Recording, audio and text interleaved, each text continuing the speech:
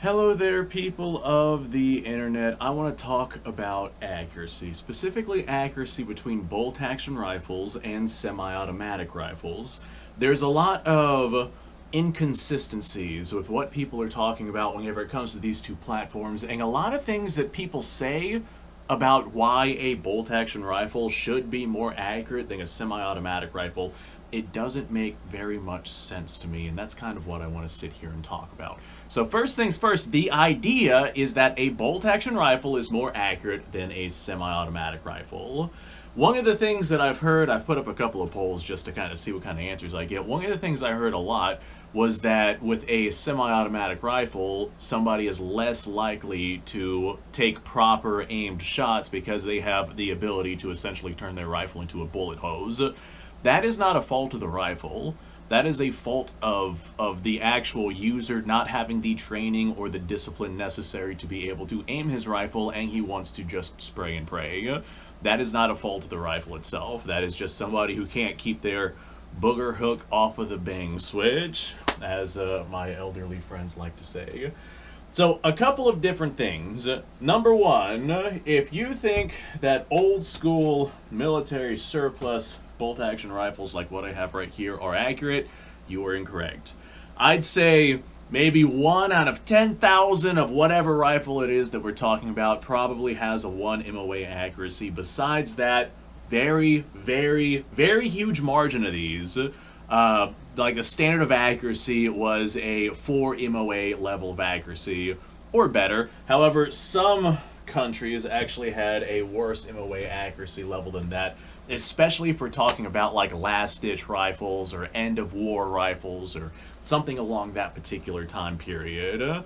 Another thing I want to address is I hear a lot of people say that bolt-action rifles oftentimes have a more powerful cartridge, and as a result of that, they're going to be more accurate than semi-automatics.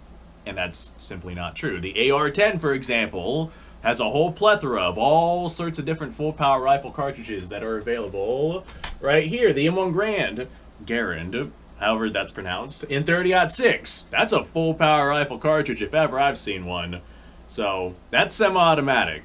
The power of the cartridge is not going to dictate whether or not something is bolt action or semi-automatic, because there's plenty of semi-automatics out there in full power rifle cartridges. However, for some reason, people seem to think that the bolt action counterparts are going to be more accurate than the semi-autos. Now, before you go typing into comments down below, let me ask you this. If I have, say, my AR, this is an M16 inspired build in 223556. This is a semi-automatic platform. Now let's say I disable the gas system inside of this to effectively make it a straight pull bolt action rifle. Now that it's a straight pull bolt action rifle, is it going to be more accurate? That's kind of the questions that we're here to ask. No, it will not. That right there is not going to address the accuracy at all. Now, a lot of people, I'm sure, are going to say, well, that's because a spring pushes that bolt forward versus a bolt-action rifle where you manually seat that bolt at home. To that, I'm going to say, if you manually seat your bolt at home, the consistency that you can generate with your arm muscle is going to be significantly less of a consistency than the actual mechanical nature of a spring, which is designed to seat that bolt at home at a specific pressure with a specific tension under specific tolerances that are way, way more consistent than what you would ever be able to do with your arm muscle and a bolt-action rifle. I'm going to go ahead and say that spring right there is far better at consistencies than what you can do with your hand. Most humans cannot differentiate between, say, a quarter pound of force on whatever it is that they're doing, let alone the fraction of an ounce that a literal spring would be able to push a bolt home. Now, there might be some discrepancies with, say, a dirty rifle, or maybe it's got some funk inside of it, or maybe it's just been shot a bunch and there's some carbon built up somewhere. But if we're talking about a clean rifle with a properly tensioned spring, the consistency of that spring is going to be better than the consistency that you can put forth with your hand on a bolt-action rifle. Now, as far as the cartridge itself goes, we're going to talk about how to make a rifle accurate. As far as the cartridge itself goes, if we have a 223 cartridge fired out of a semi-auto like what I have right here, this is easily an aim-away gun. I've ran competitions with this exact rifle with 55 grain ammo. It's got a 1 in 10 twist barrel on it, and the best groups I've gotten was .44 inch groups out of this particular rifle. And I got those videos up on YouTube if you want to go watch that. So the proof is there. So this semi-automatic rifle that I have right here in 223, people think that, say, this bolt action rifle in 223 is going to be more accurate because it's bolt action, but that's simply not the case. This is a Savage Axis in 223. It's got a 1 in 9 twist barrel on it.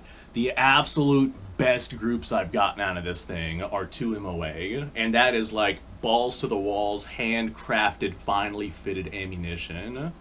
The best groups I've gotten out of this right here are 2 MOA. Now, I'm sure a lot of people are going to say, well, if you have a $400 bolt action and a $400 semi-automatic, the likelihood of the bolt action being more accurate than the semi-automatic is higher. But that's also not the case, or not necessarily the case. And that has to do with a lot of people going out and getting the cheapest possible ammunition that they are able to come across for whatever rifle it is that they're firing. And a lot of it has to do with the tolerances of whatever it is that we're talking about. Like, for example, this right here's a Radical Firearms AR, and it is a $400 AR on a good day. I've seen these go for less than that. But the issue with these cheapo rifles is the tolerance on them is not great, and you're not really going to pick that up with your eye. But if you were to spec this thing out and measure it out, you'll find that the tolerances on it are not that great.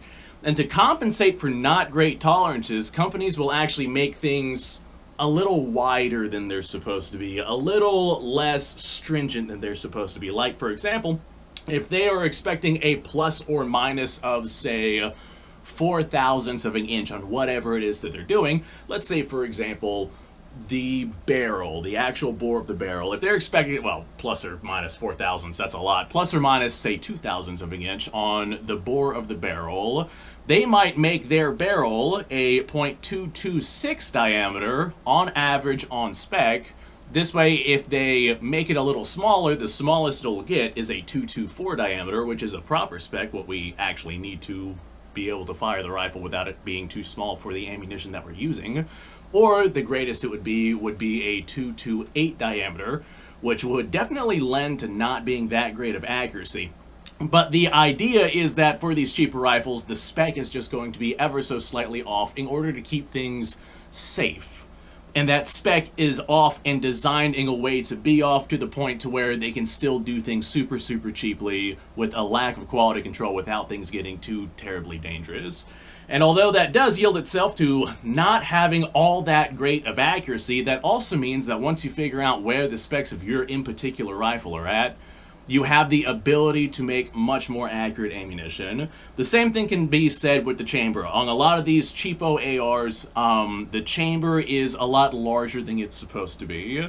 And on a lot of your dirt cheap, just run-of-the-mill planking ammunition, like, say, the Full Metal Jacket 5.56 ammo that you can get, like, at the bottom of the barrel in terms of price and cost, that stuff is designed to have the brass casings a little bit smaller than they're supposed to be. So we have a brass case. Now, granted, this is all at just a few thousandths of an inch. You're never going to pick this up with your eye.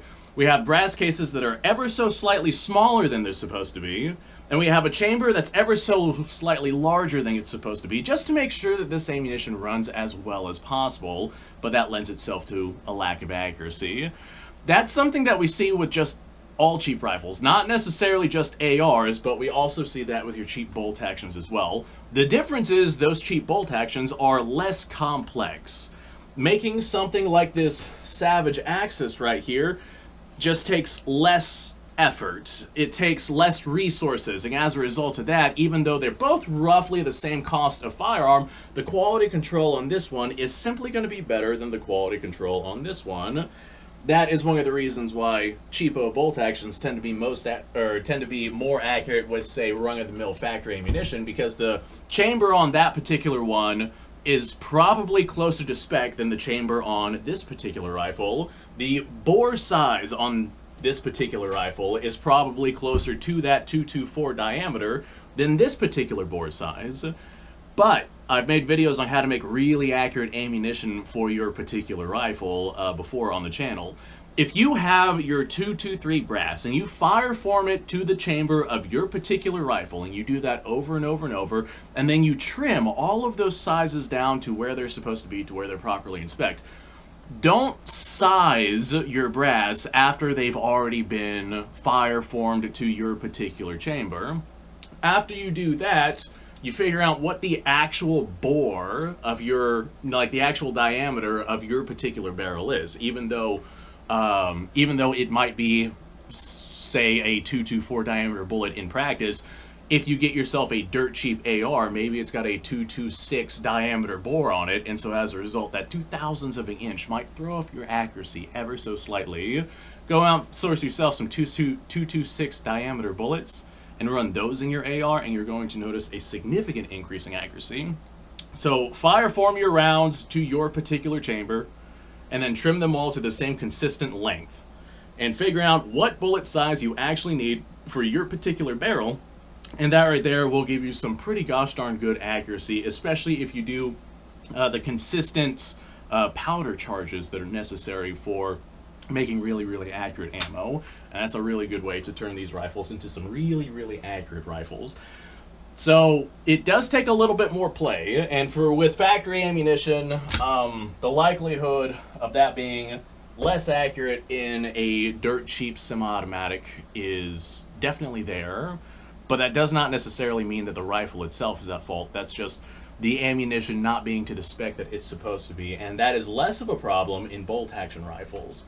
So I will acknowledge that that issue is definitely an issue that exists, but that has a lot to do with the tolerances of the companies that are actually manufacturing those semi-automatic rifles, and them trying to keep things as dirt cheap as possible. This way they can keep their profits as good as possible, as high as possible.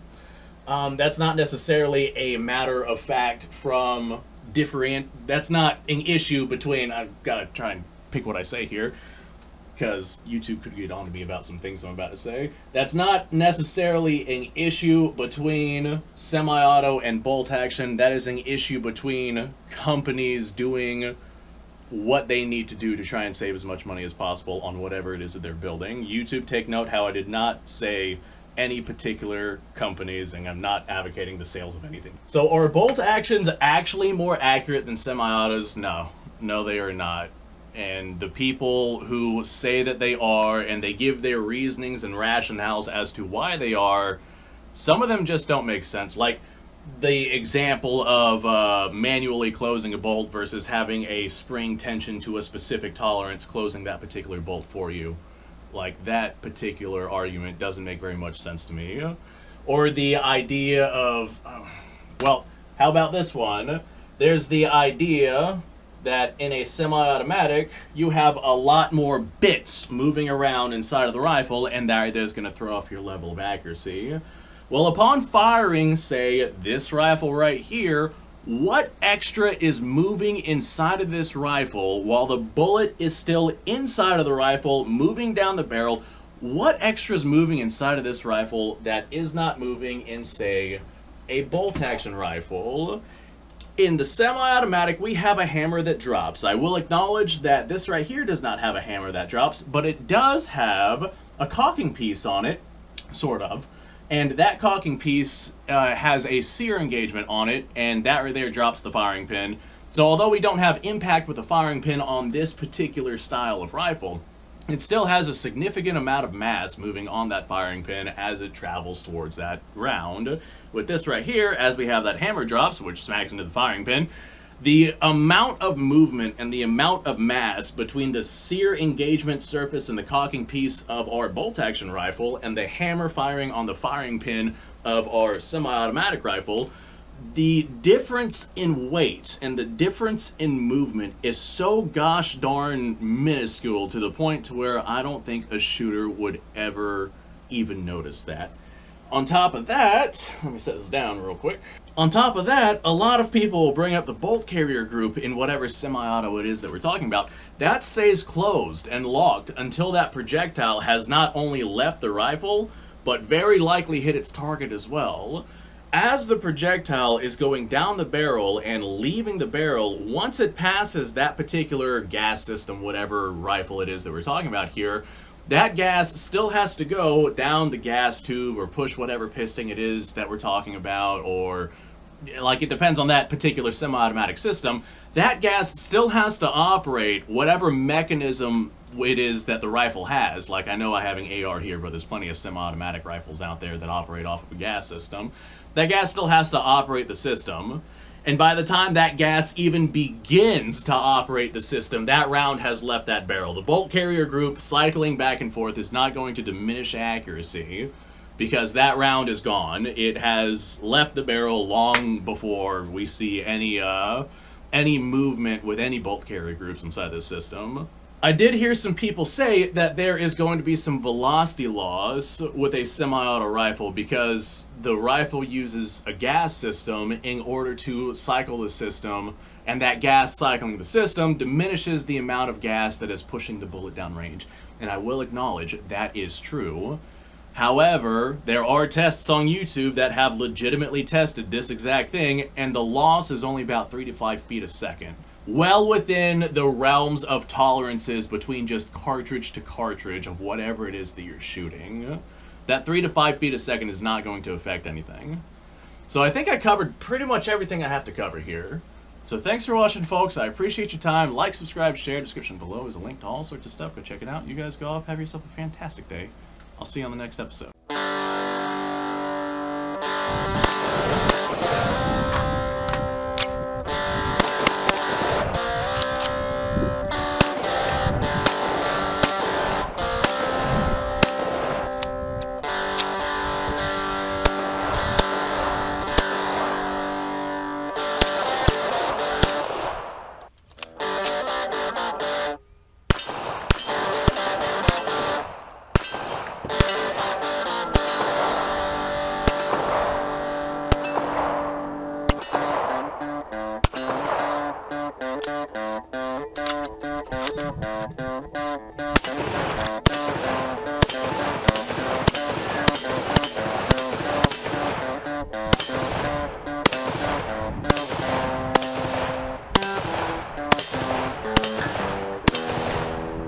Been a little while since I've done this.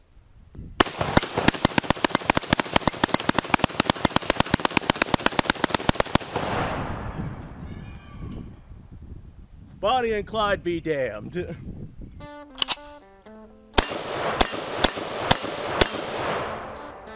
Poor man's Garen.